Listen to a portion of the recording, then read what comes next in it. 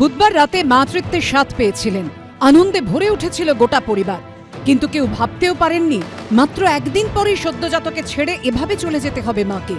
অভিযোগ, স্যালাইন থেকে সংক্রমণের কারণেই প্রসবের পরদিনই মৃত্যু হলো মেদিনীপুর মেডিকেল কলেজে ভর্তি থাকা প্রসূতির। একদিন বয়সে মাতৃহারা হলো দুধের শিশু। পরিবার সূত্রে খবর, বুধবার রাতে মেদিনীপুর মেডিকেল কলেজে সুস্থ সন্তানের জন্ম দেন চন্দ্রকোনার বাসিন্দা মামনি রুই দাস। পরিবারের অভিযোগ, স্যালাইন দেওয়ার পরই প্রসূতির শারীরিক অবস্থার অবনতি হতে থাকে। বৃহস্পতিবার রাতে মৃত্যু হয়। স্পেয়ার স্যালাইনের জন্য মারা গেছে এবং অপারেশনটা হয়েছে জুনিয়র ডাক্তার দিয়ে। পুরো টোটাল চিকিৎসাটাই ভুল চিকিৎসা হয়েছে এবং যদি এরা না পারতো আমরাকে রেফার দেওয়া হলো না কেন? রেফারটা দিলে তো আমরা অন্য কোথাও যেতাম। স্যালাইনটা পুরো ডেড ফেল স্যালাইন ছিল। এই মারাত্মক অভিযোগ প্রসঙ্গে মেদিনীপুর মেডিকেল কলেজের তরফে স্বাস্থ্য দপ্তরে যে রিপোর্ট দেওয়া হয়েছে তা রীতিমতো চাঞ্চল্যকর। সূত্রের দাবি, রিপোর্টে বলা হয়েছে পশ্চিমবঙ্গ ফার্মাসিউটিক্যাল নামে ওই কোম্পানি স্যালাইন ব্যবহারের ফলে পার্শ্ব প্রতিক্রিয়ায় প্রসূতির শারীরিক অবস্থার অবনতি হয়। প্রসূতিতে রক্তক্ষরণ বন্ধে ব্যবহার করা হয় রিঙ্গাল ল্যাক্টেড স্যালাইন। সেই রিঙ্গাল ল্যাক্টেড স্যালাইনের পার্শ্ব প্রতিক্রিয়ার জেরেই মৃত্যু হয়েছে প্রসূতির। সিজারিয়ানের সেকশনে নর্মালি 500 ml থেকে 1 লিটার ব্লাড লস হয়। তো ফার্স্ট হচ্ছে রিঙ্গাল ল্যাক্টেটটা দেওয়া হয় ওই ব্লাড লসটাকে রিপ্লেনিশ করার জন্য। তো ওটা এসেনশিয়াল, মানে আমাদের দিতেই হবে ফ্লুইড পোস্ট সার্জারি, যে কোনো সার্জারির পরে।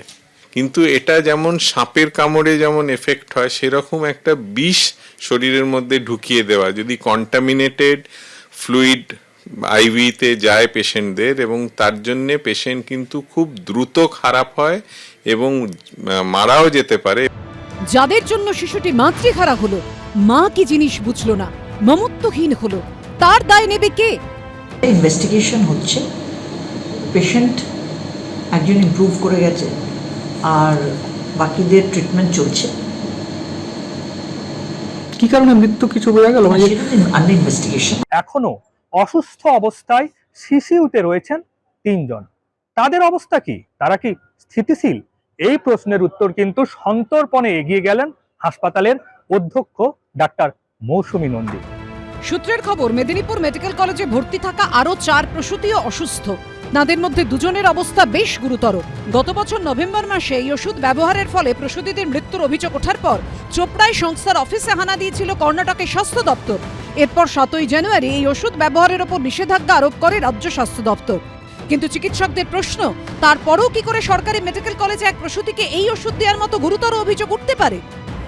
রিঙ্গার ল্যাক্টেট ব্যবহার করার জন্য প্রসূতির অসুস্থতা বেড়েছে, তাদের মৃত্যু হয়েছে, এই অভিযোগ এসছে। এই একই রকম অভিযোগ হচ্ছে যে ভিন রাজ্যেও একটা ঘটেছে এইখানকার এই ঘটনা নিয়ে। এটা লজ্জার আমাদের।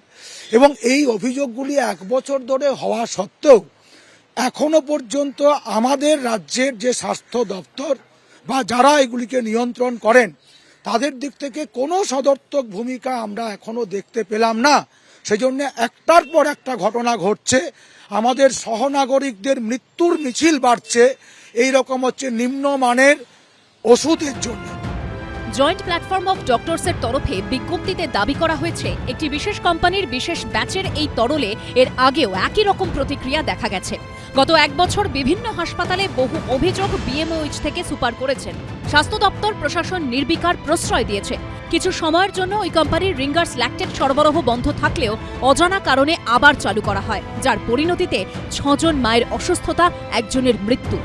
ছোট্ট শিশুকে মাহারা অবস্থায় গোটা জীবন কাটাতে হবে, তার দায় কি কেউ নেবে? সৌমেন চক্রবর্তী, সোমনাথ দাস ও সন্দীপ সরকারের রিপোর্ট, এবিপি আনন্দ।